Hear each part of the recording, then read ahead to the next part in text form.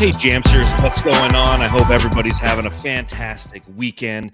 This is John from the Suns Jam Session podcast, coming to you live, whether you're watching live or not coming to you live if you're listening at a later time, but here to do a jam session short, a jort, if you will.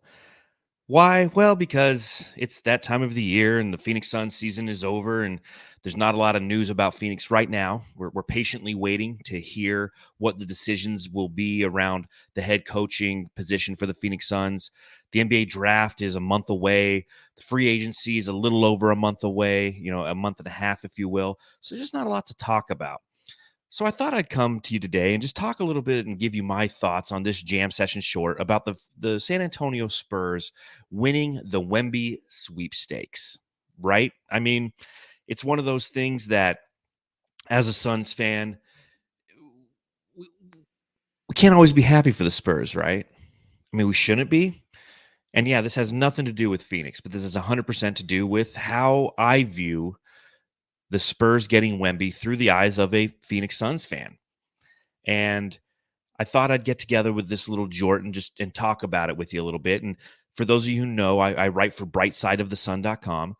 And once a week, I put together an article called Center of the Sun. And it's kind of a weekly recap, week to week for the Phoenix Suns. And I've been doing it for just shy of a year now for the website. It publishes every Monday morning. And that's the subject that I decided to go down and choose to write about on this week's Center of the Sun article was the how I feel about the Spurs winning Wemby. And I thought, you know what? I like to write. I love to write. Thought I'd put it out there in audio form too. So those of you who don't like to read or you get easily distracted, or unless it's in bullet point formation, you can't consume the information. I thought I'd put it out there in audio form too. So I wanted to give you my thoughts on the Suns, or through the Suns filter, if you will, about Victor Wembanyama. So I'm gonna quote a lot of things that I wrote earlier today. Decided to go live here. There will be no Matthew. It's a Saturday. He's living his life. You know why? Because he's cool. I'm very uncool. This is what I do on a Saturday afternoon. I sit around and I talk about the Spurs getting Wemby. And that happened 4 days ago on the 16th. The Spurs won the NBA lottery and were blessed with one of the top prospects that this NBA has seen in quite some time. There's been some talk of it being, the greatest prospect ever. Okay, like LeBron James was an amazing prospect. Kareem Abdul-Jabbar is probably the greatest prospect ever. So already the hype around Victor Wembanyama is beginning. And obviously with the Spurs winning, that affects us as Suns fans because it's going to be in our conference. And it's a team that as Suns fans, we love to hate. Victor Wembanyama, 7'5", 220 pounds, coming out of French, playing for the Metropolitan 92s. If you look at how the odds played in their favor, the Spurs were one of 4 teams essentially that had a 14% chance at the number 1 pick. And, the Spurs are the ones who got it, right? Detroit had a shot at it. Houston did. Charlotte did. Although Charlotte only had a 12.5% chance to get the first overall pick. It was San Antonio who ultimately got it. And of course they lucked into the number 1 pick, right? Like, why wouldn't they? After all, it isn't the NBA for the past 35 years unless San Antonio has a dominant big man, right? Well scripted, NBA, well scripted indeed. That's one of those Matthew things, right? The NBA is it's all written, it's all scripted when it comes to the draft. It's all a bunch of baloney. Well, it kind of feels that way. And yeah, I'm feeling a little bit spicy. You know why? It's Phoenix in May, which means that the echoes of our past defeats are at the forefront of our consciousness. I'm writing the Center of the Sun article, and I always do a section that talks about this week in Suns history. And of course, May 27th, 2010 was the Ron Artest putback, and that kind of got me in this mood of remembering all of our scars that we have as Suns fans. And I was recently going back and forth with somebody on Twitter about NBA rivalries. When the Phoenix Suns clinched their playoff berth this season, they did it against the Spurs. And I was like, it's even better that it happened against the Spurs, right? And of course, somebody's going back and forth with me, and they were saying you shouldn't dislike the Spurs after all these years because it's ridiculous. That's their point of view, that it was different players on different rosters that I disliked. And seen as the San Antonio Spurs have a 39.4 winning percentage over the past 4 seasons, haven't made the postseason, I should, quote unquote, get over my son's disdain. And to that, I say, get bent. Sports hate, right? Like, it's not real hate. I don't wish horrible things upon these individual players and their families or members of their fan base. Like Twitter, sports hate is just not real. It lives in the not well furnished space of the brain that makes grown men buy jerseys with other grown men's names on it. It's where neon signs are cool and posters on the wall are allowed to be hung and not stored in the garage by our wives. I only realistically wish upon my fake enemies what they've done unto me, and that's emotional sports damage. Sports hate is part of the fabric of every fan base, right? Like, it's what welds us together at the seams, and it creates a culture. Heck, we even sports hate our own players. Just look at DeAndre Ayton, right? That tears the fan base apart. But when it's brought on by the misery of defeat, we will always have that. And those teams and those players and those situations will always live rent-free in our head as sports fans. Spurs fans who are watching this are going to be reading my article on brightsideofthesun.com when it's published Monday morning. Know this: you do live rent-free in my head. You go ahead and enjoy your 5 championships, your Hall of Fame centers, and your ugly color palette, your Victoria Silvstedt Playmate of the Year, and your creative you that fits perfectly into your logo. You enjoy that, okay? I have my fractured memories and the fact that we swept you in the 2010 Western Conference semifinals to hold on tightly as I fire off my tweets of aversion.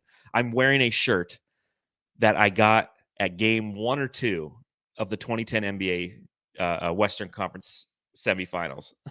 I mean, I'll hold on to it. That's what I do. The Spurs negatively affected my mid-20s in a way that's irreparable. And I've talked about it multiple times on the pod, but going to the local bars throughout Phoenix during the early 2000s and 2010 and watching playoff basketball with friends and fans alike were memorable times. Like, I'm 40 now. I don't do anything cool. Like I said earlier, like I'm literally recording a podcast on a Saturday afternoon instead of doing something cool. Back then, I could recklessly spend what I wanted to on 24-ounce beers and wings because all I had was myself. Now I have a family. I got a mortgage. We just had a fridge delivered. Like, that's like a thing now. Like, I got a new fridge. That's the highlight of the week because the old fridge was on the skids. And I have high cholesterol and plus hangovers. Who needs that crap, right? So those moments of Suns community were a chance to feel something unique and special. And the Spurs in 2005 and 2007 and 2008, they ended the season in creatively screwed up ways that left sports scars. There's Bloody Nose Nash, Bruce Bowen kicking people in the nuts, Robert Ory's hockey audition tape, Manu Ginobili, Tim Duncan three-pointers, 3,000 shots of Eva Longoria on the sideline. Scars, baby. Scars brought on by the Spurs. So, yeah, I will continue to sports hate the Spurs. I will continue to be anything anti-good that happens to their organization. I'll continue to be petty. That's what sports are all about, right? Someday our time will come.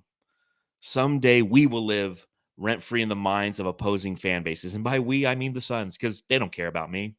My wife tells me every time we lose, well, they don't care if you lose. Yeah, you're technically right. But don't tell me to get over it and then delete the receipts, Twitter. That's the funny thing, is the person I was going back and forth with, they deleted all their tweets. Don't tell me that I should or I shouldn't sports hate the current version of an organization that is a rival. Go watch Vanderpump Rules or something.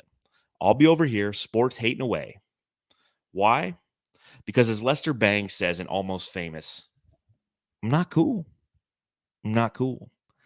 So again, Spurs get Wemby because that's who they are. And I will not like it. I was hoping he went to Charlotte personally. I was hoping he'd end up there. I think with LaMelo Ball and just how in the 90s, how that team for a brief moment in time was the cool team. Everybody had a Hornets starter jacket.